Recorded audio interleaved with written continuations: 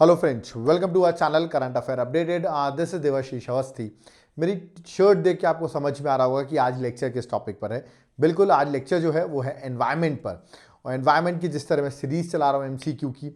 सो आज जो डिस्कशन करने वाला हूँ मैं एनवायरनमेंट के क्वेश्चंस, वो है बायोडाइवर्सिटी पर। क्वेश्चन बायोडाइवर्सिटी पर आप हर एग्जाम में देखने को आपको मिलते हैं। ओके, तो चलिए देखते हैं बायोडाइवर्सिटी पर्सपेक्टिव से क्या क्वेश्चंस इंपॉर्टेंट है। मैं सारे ऐसे क्वेश्चंस लेके आऊंगा जो आपको कमिंग एग्जाम्स में आपको हेल्प करने वाले हैं। So let's start. ओके, सबसे पहला क्वेश्चन अगर एमसीक्यू में हम बायोडाइवर्सिटी से ले तो सबसे पहला क्वेश्चन यही होगा कि बायोडाइवर्सिटी का जो टर्म है वो कॉइंड किसने किया, that is who coined the term biodiversity. आपके सामने चार ऑप्शन हैं। ओके, आपको यहां बताना है। याद है लास्ट टाइम मैंने टेंसले के बारे में कुछ बताया था आपको। अब बायोडाइवर्सिटी का टर्म किसने कॉइन किया, अब आपको ये बताना है how it could be the answer. तो करेक्ट आंसर जो है that is Walter G Rosen. तो याद रखना आपको, वॉल्टर जी रॉसन जो है उन्होंने टर्म किया, that is the term biodiversity. तो ये बहुत सारे एग्जाम्स में ऐसा डायरेक्ट क्वेश्चन आएगा आपको और आपको करेक्ट आंसर मार्क करना पड़ेगा। ठीक है, अगेन यहां पर आंसर आ गया है, आपको पीडीएफ मेरे टेलीग्राम ग्रुप में मिल जाएगी, वहां से आप डिस्क्रिप्शन भी रीड कर सकते हैं। चलिए सेकंड क्वेश्चन की ओर मूव करते हैं। सेकंड क्वेश्चन इंटरेस्टिंग क्वेश्चन है। बायोडाइवर्सिटी की बात करें तो बायोडाइवर्सिटी एक्ट जो इंडिया में पास होता है, पूछा गया है ये इंडियन पार्लियामेंट ने कब पास किया था। ऑप्शंस है 2000, 2002, 2004, 2008। These are the four options. देखिए इसमें आप एक बात देख रहे होंगे, ईयर अगर आपको पता होगा तो आप आंसर लगा सकते हैं, मंथ जरूरी नहीं पता होना चाहिए। ईयर बायोडाइवर्सिटी एक्ट का बहुत इंपॉर्टेंट है। एक नेशनल बायोडाइवर्सिटी अथॉरिटी भी बनती है इस एक्ट की वजह से, जो बॉडी 2003 में बनती है, याद रखना आपको, और उसका हेडक्वार्टर चेन्नई तमिलनाडु में होता है। लेकिन एक्ट जो होता है वो दिसंबर 2002 में पास हुआ था। तो correct answer that is option number B, दिसंबर 2002 में एक्ट पास होता है, 2003 में बॉडी क्रिएट होती है और जिसका हेडक्वार्टर चेन्नई में रहता है, रिमेंबर। ठीक है, और ये भी याद रखना है किस मिनिस्ट्री के अंदर आती है, मिनिस्ट्री ऑफ एनवायरमेंट के अंदर, national biodiversity authority, NBA. Okay, चलिए नेक्स्ट क्वेश्चन। बायोडाइवर्सिटी की बात कर रहे हैं, तो बायोडाइवर्सिटी इज डिस्क्राइब्ड एज, मतलब एक डेफिनेशन अगर आप चार ऑप्शंस में से चूज करना हो, जैसे कि ऑप्शंस पढ़ लेते हैं कि the influence of physical factor on the environment, ये होती है biodiversity. The way species differ from one another, एक स्पीशीज दूसरी स्पीशीज जिससे डिफर, उसे बायोडाइवर्सिटी कहते हैं। The seasonal and daily changes in the environment. Okay, fourth है the range of different species in the environment. बिल्कुल, तो बायोडाइवर्सिटी का मतलब क्या होता है, याद रखना है correct answer option number A है, the range of different species in an environment. तो एक एनवायरमेंट में डिफरेंट टाइप की स्पीशीज जो मिलती है, जो रेंज मिलती है, उसी को आप कहते हैं बायोडाइवर्सिटी। इट कुड बी यार प्लांट्स और एनिमल्स, इसको हम बायोडाइवर्सिटी कहते हैं। तो correct answer that is option number A. Direct question ऐसा पूछा जाएगा आपसे कि करेक्ट आंसर क्या होगा, तो ऑप्शन से कंफ्यूज नहीं होना है और करेक्ट आंसर आपको मार्क करना है। और जब भी ऑर्गेनिज्म की बात करूं, डाइवर्स रेंज ऑफ ऑर्गेनिज्म, मतलब प्लांट्स और एनिमल्स की हम बात कर रहे हैं। ठीक है, तो ऑर्गेनिज्म में प्लांट्स भी आ जाएंगे और एनिमल्स भी आ जाएंगे। चलिए नेक्स्ट आते हैं, इन सिटू कंजर्वेशन। दो टाइप के कंजर्वेशन मेजर होते हैं, एक होता है एक्स सिटू, एक होता है इन सिटू कंजर्वेशन बायोडाइवर्सिटी में। तो पूछा गया इनमें से कौन सा इन सिटू का एग्जाम्पल नहीं है। देखिए मैंने इन सिटू और एक्स सिटू कंजर्वेशन बताया हुआ है। ठीक है, इन सिटू का मतलब होता है कि जहां पर एनिमल ऑर्गेनिजम्स हैं, मतलब प्लांट्स एनिमल्स हैं, वहीं पर आप जाकर कंजर्व करें उन्हें। ठीक है, उन्हीं के हैबिटेट में, उसे कहते हैं इन सिटू। और अगर आप उनको कहीं और ले जाकर कंजर्व कर रहे हैं तो उसे कहते हैं एक्स सिटू। तो इन सिटू, एक्स सिटू, ये दो टाइप के कंजर्वेशन मेजर्स होते हैं। ठीक है, अब पूछा गया इन सिटू कौन सा इसमें नहीं है, तो बायोस्फीयर रिजर्व, बिल्कुल वहीं जाकर कंजर्व करें तो इन सिटू का एग्जांपल हो गया। नेशनल पार्क भी वहीं जाकर कंजर्व कर रहे हैं, सेक्रेड ग्रूव्स भी वहीं पर जाकर कंजर्व किया जा रहा है। ओके, ये सब मैंने पढ़ाए हुए हैं। अब इसका करेक्ट आंसर बोटैनिकल गार्डन, क्योंकि ये जो होता है वो एक्स सिटू कंजर्वेशन है।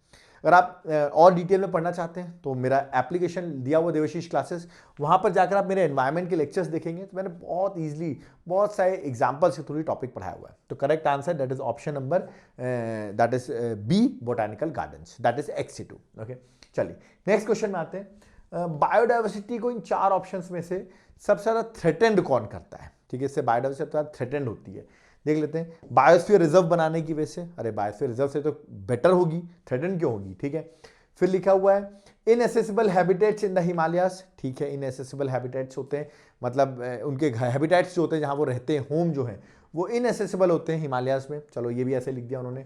ठीक है, फ्रेजाइल इकोसिस्टम है, जैसे मैंग्रोव्स है, वेटलैंड, अलग अलग टाइप का फ्रेजाइल इकोसिस्टम है। ये देखिए जो सी ऑप्शन है, ये बड़ा ही कीन वर्ड लग रहा है कि नेचुरल हैबिटेट का डिस्ट्रक्शन, वेजिटेशन का डिस्ट्रक्शन और झूम कल्टीवेशन। झूम कल्टीवेशन आपने देखा होगा, जहां पर स्लैश ऑन बर्न कल्टीवेशन होता है। आप पेड़ को काटते हैं, फिर उसको जलाते हैं, फिर वहाँ एग्रीकल्चर करते हैं।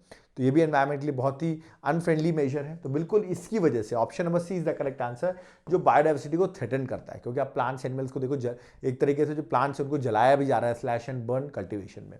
सो correct answer that is option number C. Okay, ऐसे क्वेश्चन एग्जाम में पूछ लिए आते हैं जहां पर ये इजी माने जाएंगे। ओके, क्योंकि यहां पर आप ऑप्शन पढ़ के आंसर निकाल सकते हो।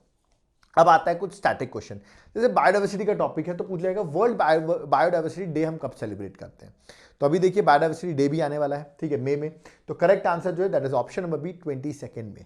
फैक्चुअल क्वेश्चन, इसको डायरेक्ट आपको याद रखना है, इसमें ज्यादा डिस्कशन करने की जरूरत नहीं है, but you have to learn कि बायोडाइवर्सिटी डे हम वर्ल्ड बायोडाइवर्सिटी डे हम 22 मई को सेलिब्रेट करते हैं। चलिए नेक्स्ट है, India aims to achieve land degradation neutrality. ठीक है, again a very factual question, किस ईयर तक India land degradation neutrality achieve कर लेगा। कहने का मतलब मैं आपको बताता हूं, पहले इसका करेक्ट आंसर आप बताइए। 2025, 2030, 2035, 2040। अब देखिए बहुत सारे जो अपकमिंग गवर्नमेंट के टारगेट्स हैं वो 2030 हैं, तो बिल्कुल इसका करेक्ट आंसर भी 2030 है।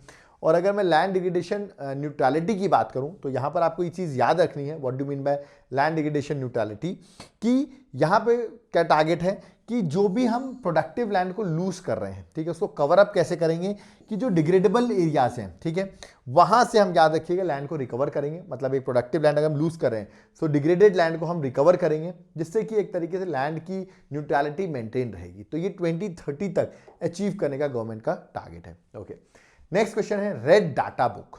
रेड डाटा बुक सिंपल सा क्वेश्चन है, बहुत इंपॉर्टेंट है, आपने सुना होगा IUCN की रेड डाटा बुक के बारे में।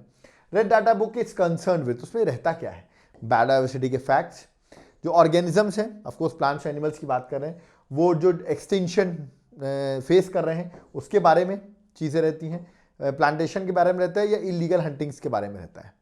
तो यार ये तो रेड डाटा बुक तो आपको पता होना चाहिए, मैंने पूरा पढ़ाया हुआ स्पीशीज में, critically endangered, vulnerable, extinct species, सब पढ़ाया हुआ है। तो correct answer is option number B. याद रखिएगा प्लांट्स एनिमल्स का जो डेंजर में एक्सटिंक्शन का रहता है उसके बारे में डिटेल्स यहाँ पर अलग अलग कैटेगरीज में डिफाइंड रहता है। So correct answer that is option number B, organisms वाला जो पॉइंट है वो है करेक्ट आंसर। ओके, चलिए नेक्स्ट क्वेश्चन में आते हैं। तो B is the correct answer है यहाँ पर, ठीक है, IUCN की रेड डाटा बुक है, याद रखना आपको।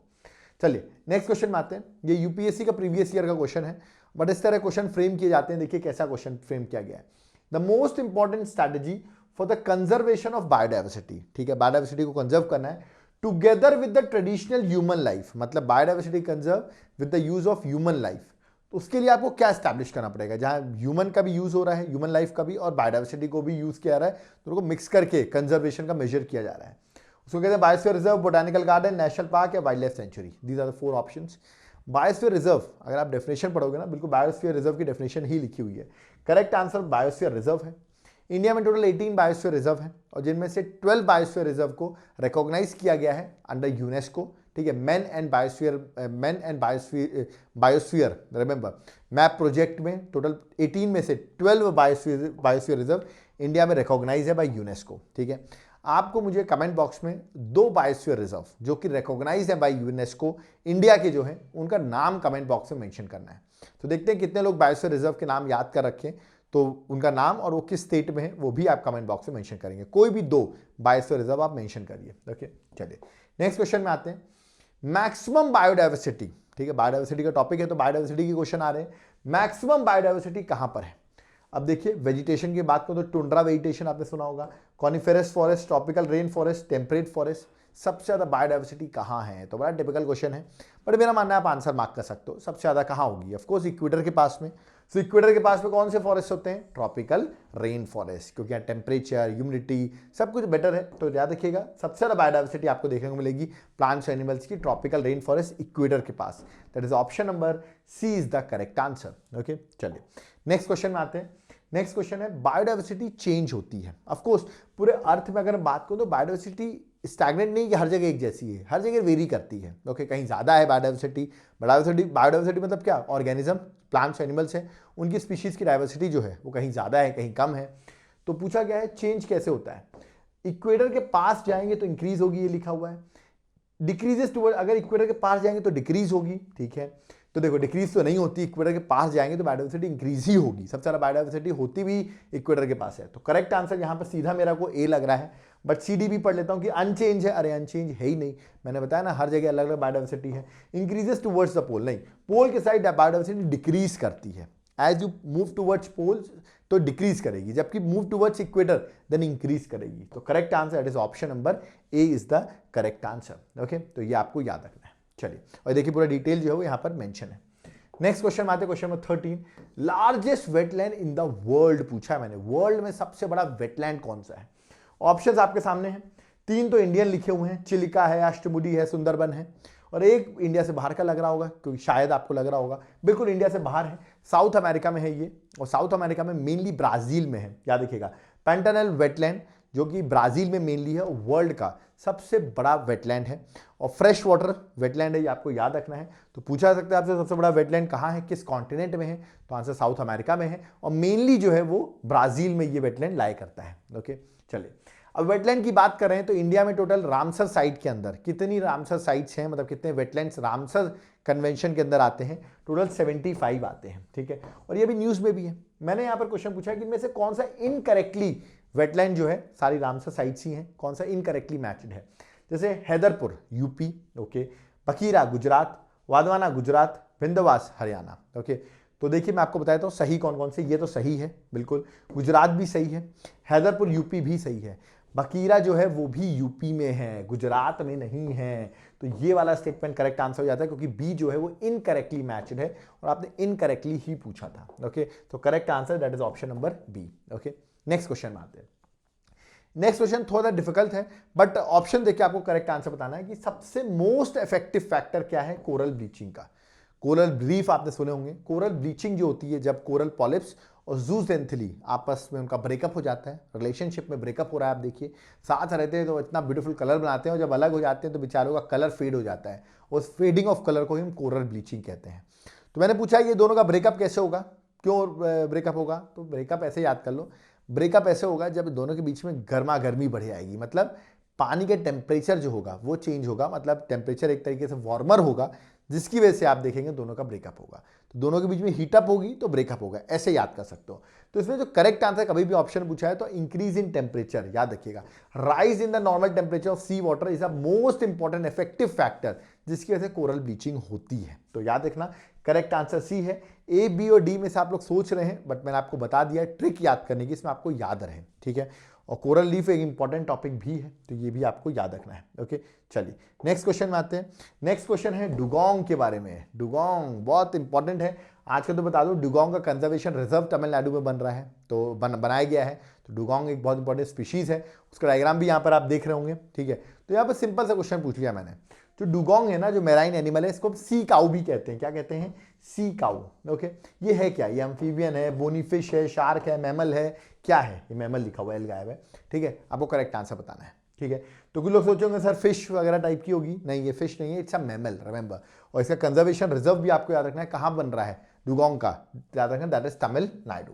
ओके, चलिए नेक्स्ट है। नेक्स्ट क्वेश्चन पूछा है कौन सी मिनिस्ट्री जो है वो इंप्लीमेंट कर रही है कार्टेगन प्रोटोकॉल ऑन बायोसेफ्टी। ये कार्टेगन प्रोटोकॉल बायोसेफ्टी 2000 में अडॉप्ट हुआ था, 2003 में, याद रखना, आई थिंक यस 2003 में लागू हुआ था, इंप्लीमेंट हुआ था। और कार्टेगन प्रोटोकॉल है किससे रिलेटेड वो मैं आपको बताता हूं, बट किस मिनिस्ट्री का काम है इस प्रोटोकॉल को लागू करना। तो अब आप प्रोटोकॉल बायोसेफ्टी, कुछ लोग साइंस एंड टेक्नोलॉजी सोच रहे होंगे, गलत है। कुछ लोग हेल्थ वगैरह से रिलेटेड सोच रहे होंगे, गलत है। केमिकल से रिलेटेड लग रहा होगा, ये भी गलत है, क्योंकि चारों ऑप्शन बड़े क्लोज हैं। करेक्ट आंसर है ministry of environment and forest. ठीक है, तो आपको याद रखना है मिनिस्ट्री ऑफ एनवायरमेंट और फॉरेस्ट जो है उसका काम है इस कार्टेगन प्रोटोकॉल और बायोसेफ्टी को इंप्लीमेंट करना, क्योंकि इंडिया ने भी इसको अडॉप्ट कर रखा है। 2000 में साइन हुआ था, 2003 में इंप्लीमेंट हुआ था, और इंडिया ने भी इसको साइन कर रखा है इस कार्टेगन प्रोटोकॉल को। ये किसकी बात करता है? ये बात करता है safe handling, transportation and use of what, living modified organism, जो कि बनते हैं with the modern biotechnology. Biotechnology की वजह से, याद रखिएगा, ये ऑर्गेनिजम्स को बनाया जाता है। जीएम क्रॉप वगैरह आपने सुना होगा, जेनेटिक मॉडिफाइड क्रॉप्स। ओके, और उनके एडवर्स इंपैक्ट होते हैं बायोडाइवर्सिटी में, तो उसी को क्या रिस्क होगी ह्यूमन हेल्थ पे, कैसे इसको हम बेटर कर सकते हैं, उसके लिए कार्टेगन प्रोटोकॉल जो है वो साइन किया गया है, ये आपको याद रखना है। ठीक है, चलिए नेक्स्ट क्वेश्चन में आते हैं। नेक्स्ट क्वेश्चन है क्वेश्चन नंबर 18। बड़ा इंटरेस्टिंग क्वेश्चन है यार, बड़ा इंटरेस्टिंग क्वेश्चन। हाइबरनेशन पे क्वेश्चन है, ठीक है। हाइबरनेशन पे 3 ऑप्शन दिए हुए हैं, बैट चमगादड़, बियर भालू और रॉडेंट्स की मैं बात कर रहा हूं। ये 3 लोग की बात की जा रही है। पूछा रहा है इनमें से कौन से लोग हाइबरनेशन, याद रखना है, प्रोसेस फॉलो करते हैं, कौन से एनिमल्स। हाइबरनेशन का मतलब मैं बता दूं, याद रखिएगा, हाइबरनेशन में होता क्या है, ठंडी में सोते रहते हैं पूरे टाइम, ठीक है। आपने सुना होगा भालू जो बियर्स होते हैं वो ठंड में सोते रहते हैं, ठीक है, बड़े आराम फरमाते हैं। क्यों ये करते हैं वो मैं आपको बताता हूं, बट इसमें पहले आप करेक्ट आंसर चूज करिए, फिर मैं एक्सप्लेन करता हूं। तो हाइबरनेशन, याद रखिएगा, तीनों ही करेक्ट है, बैट बियर रॉडेंट तीनों ही हाइबरनेशन शो करते हैं। इसके बारे में आपको कुछ हाइबरनेशन के बारे में बता देता हूं। देखिए हाइबरनेशन, इसको विंटर स्लीप भी कहते हैं। ये ऐसी एक्टिविटी होती है, मतलब इनएक्टिविटी होती है एक तरीके से, जहां पर एनिमल्स क्या होते हैं, विंटर्स के टाइम पर डॉर्मेंट स्टेट में चले जाते हैं। डॉर्मेंट में कुछ नहीं करते हैं, ओके। सर्वाइवल स्ट्रैटेजी होती है, वो अपनी एनर्जी कंजर्व करते हैं, क्योंकि सिर्फ वो एक तरीके से यहाँ सो रहे हैं, क्योंकि जो वेदर कंडीशन है वो उनके लिए फेवरेबल नहीं होती है। तो याद रखिएगा इस कंडीशन को कैसे यूज कर पाते हैं। जैसे बैट्स की बात करूं, बियर की बात करूं, रॉडेंट्स की बात करूं, वो हाइबरनेशन करते हैं। इसका मतलब क्या होता है, इस टाइम पर अपने को फीड नहीं कर सकते हैं, वेदर उतना सही नहीं है, तो इस टाइम पर क्या होते हैं, इस टाइम पर उनका जो मेटाबॉलिज्म है वो क्या होता है, ऑफ कोर्स हाइबरनेशन के स्लो हो जाता है, टेम्परेचर प्लंज हो जाता है, ब्रीथिंग स्लो हो जाती है। और याद रखिए इसकी वजह से वो समर में ज़्यादा खा लेते हैं और विंटर में आपको याद रखना है एक तरीके से अपने आप को सर्वाइव कर पाते हैं। That is known as hibernation. आपने भालू के बारे में सुना होगा, बियर के बारे में हाइबरनेशन में। तो correct answer that is option number C, all of them are correct, okay. चलिए 19 क्वेश्चन है, रामसर साइट बहुत न्यूज में है। क्वेश्चन डन मानिए एग्जाम में देखने को आपको मिलेगा। मैंने रामसर साइट्स पे पूरा डिटेल लेक्चर बनाया हुआ है, उसका लिंक मैं डिस्क्रिप्शन बॉक्स में डाल रहा हूं, तो रामसर साइट्स का वीडियो जरूर आप देख लेना, ओके। अब क्वेश्चन यहाँ पे सीधा है कि सबसे ज्यादा रामसर साइट्स इंडिया में कहां पर है। टोटल 75 रामसर साइट्स हैं और सबसे बड़ी रामसर साइट है सुंदरबन, दैट इज वेस्ट बंगाल में। बट सबसे ज्यादा रामसर साइट है तमिलनाडु में, याद रखना। टोटल 14 रामसर साइट्स हैं, यूपी में 10 है और तमिलनाडु में 14 है। और सबसे बड़ी जो है वो आपको याद रखना है, दैट इज कहां पर है, that is at West Bengal Sundarban, okay. तो करेक्ट आंसर है तमिलनाडु हो गया। और एक और क्वेश्चन रामसर साइट पर ही है, अगेन आपसे पूछा गया कौन सा इनकरेक्ट पेयर है, करेक्ट नहीं पूछा, इनकरेक्ट। रामसर साइट्स लिखी हुई हैं और यहाँ स्टेट्स लिखे हुए हैं, जैसे कि पाला वेटलैंड मैंने बताया हुआ है, मिजोरम में ही है, सही है। नंदा लेक, बिल्कुल आनंद आता है गोवा में, मैंने ट्रिक बताई थी, गोवा सही है। सतकोशिया जॉर्ज ओडिशा में है, ये भी सही है, ओके। यशवंत सागर गुजरात में है, गलत है। यशवंत सागर मध्य प्रदेश में है, ओके। तो correct answer that is option number D, जो कि इनकरेक्टली मैच था, ओके। तो यहां पर आप देखेंगे मैंने सारे जो बायोडाइवर्सिटी के क्वेश्चन थे वो मैंने एमसीक्यू आपके सामने डिस्कस कर दिए हैं। आई होप आपको लेक्चर समझ में आया होगा, ठीक है। अगर आपको पढ़ने में दिक्कत आ रही हो क्योंकि ये क्वेश्चंस कैसे बनेंगे, तो उसके लिए आपको मेरे कोर्सेज को ज्वाइन करना पड़ेगा, नोट्स को बाय करना पड़ेगा, क्योंकि अगर आप नोट्स वगैरह बाय कर लेते हैं तो आपके एग्जाम के लिए बहुत हेल्पफुल हो जाएगी, ओके। तो आप नोट्स को बाय करिए, आपके लिए बहुत हेल्पफुल होगा। स्ट्रैटेजी देखनी हो अगर आपको किस तरह प्रिपरेशन करनी होती है, तो एक बार ऐप को डाउनलोड करो, लिंक डिस्क्रिप्शन बॉक्स में, और इसका वीडियो मैंने यूट्यूब पे डाल रखा है, इसका लिंक भी मैं डाल देता हूं। आप एक बार स्ट्रैटेजी देख लो किस तरह प्रिपरेशन कर सकते हो, अदर एग्जाम की प्रिपरेशन कैसे कर सकते हो, आप इस वीडियो से समझ सकते हो। अगर आप हमें कुछ कंट्रीब्यूट करना चाहते हैं तो पेटीएम, फोनपे, गूगल पे नंबर दिया हुआ है, ये वॉलंटरली है, अगर आप चाहें तो आप कंट्रीब्यूट कर सकते हैं हमको, ठीक है। अगर आप नोट्स, हैंड रिटन नोट्स याद रखना बाय करना चाहते हैं, नोट्स की पीडीएफ भी अवेलेबल है, सॉफ्ट कॉपी भी अवेलेबल है, हार्ड कॉपी भी अवेलेबल है। कोरियर के थ्रू आपके घर तक पहुंचेंगे ऑल ओवर इंडिया, ओके। और ये अभी बहुत ज़्यादा ऑर्डर जम्मू एंड कश्मीर, उड़ीसा से बहुत ज़्यादा ऑर्डर आ रहे हैं, तो आप चाहें तो इनको ऑर्डर कर सकते हैं, ओके। नंबर दिया हुआ है, कॉन्टैक्ट नंबर, वहाँ से आप इस नोट्स को ऑर्डर कर सकते हैं। अगर आपके पास समय है, थोड़ा टाइम है, आप लेक्चर्स को समझना चाहते हैं, तो आप मेरे पूरे कोर्सेज को ज्वाइन कर सकते हैं, जहाँ पर नोट्स ऑटोमेटिकली आपको फ्री ऑफ कॉस्ट मिल जाएंगे। तो लिंक डिस्क्रिप्शन बॉक्स में, वहाँ जाके आप कोर्सेज को याद रखना, आप देखें, ओके। कोई दिक्कत हो तो आप मुझे कॉन्टैक्ट कर सकते हैं। सारे कोर्सेज अवेलेबल हैं, यूपीएससी से लेके स्टेट सर्विसेज, पूरी तरीके से मैं आपको प्रिपरेशन कराऊंगा किस तरह आप एग्जाम को क्रैक कर सकते हैं, ओके। वीडियो यहाँ पर कंप्लीट होता है। आई होप आपको लेक्चर समझ में आया होगा। कोई डाउट क्वेरी है ज़रूर कमेंट करें। वीडियो को प्लीज़ मैं आपसे रिक्वेस्ट करता हूँ बार बार कि इस वीडियो को शेयर कर दें, इसमें मैक्सिमम से मैक्सिमम वीडियो लोगों तक पहुँच सके। आपका कोई वीडियो टॉपिक अगर आप चाहते हैं कमेंट बॉक्स में कमेंट करें, हम उसको ज़रूर पढ़ेंगे। वीडियो को लाइक ज़रूर करें, चैनल को सब्सक्राइब करें। कोई क्वेरी हो वो भी आप कमेंट बॉक्स में कमेंट कर सकते हैं। Thank you.